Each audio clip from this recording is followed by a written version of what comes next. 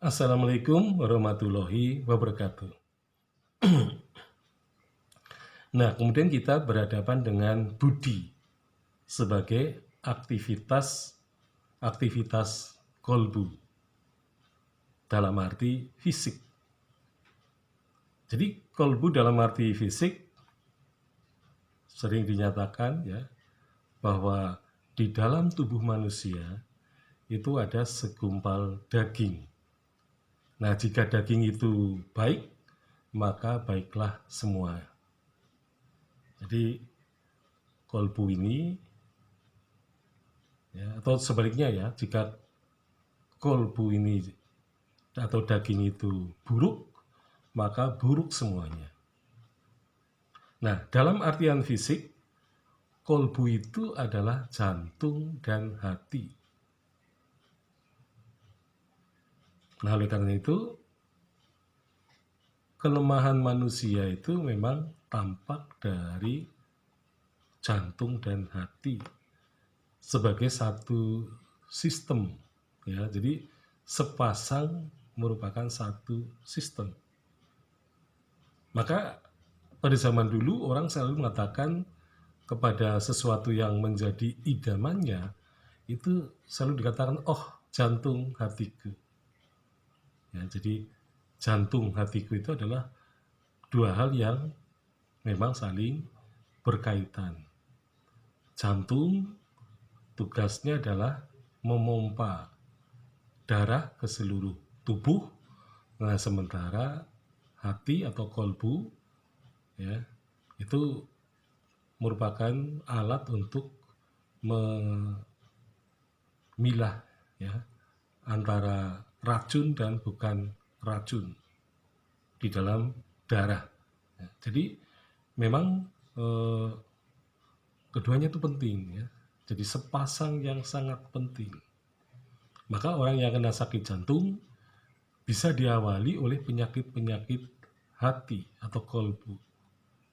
Ya, jadi hatinya ini akan mempengaruhi penyakit-penyakit jantung secara fisik. Atau penyakit jantung bisa mempengaruhi sakit ya pada hati gitu ya.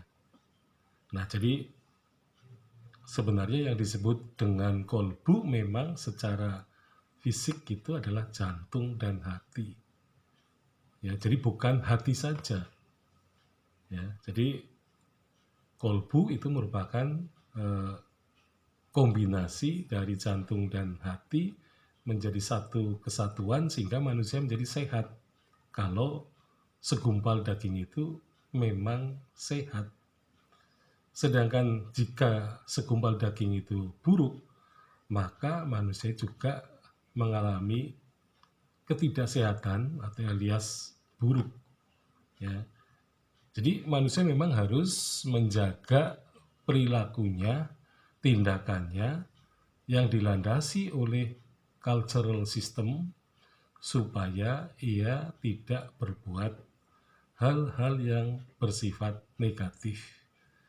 Maka hal-hal yang bersifat negatif itu bukan budaya. Ya, saya katakan bahwa hal-hal yang buruk yang dilakukan oleh manusia secara sering atau terus-menerus itu baru masuk ke tataran tradisi atau kebiasaan. Jadi mencuri kebiasaan, maling kebiasaan, memfitnah itu kebiasaan, tetapi berpikir itu adalah kebudayaan.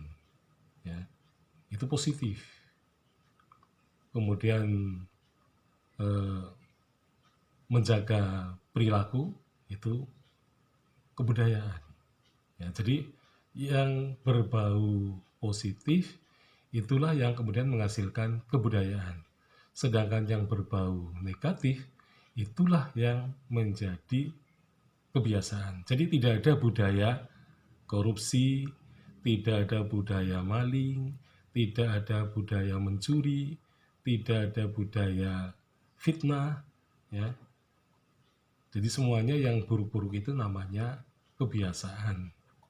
Jadi manusia dari kebiasaan yang positif bisa menghasilkan kebudayaan.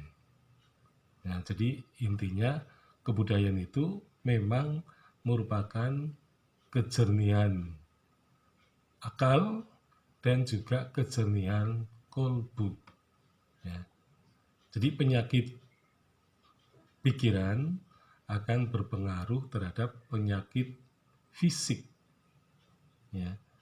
Jadi manusia itu sakit biasanya berawal dari pikiran. Jadi orang berpikir tidak nyaman, berpikir tersiksa, berpikir karena berbuat dosa, kemudian menyesal, ya.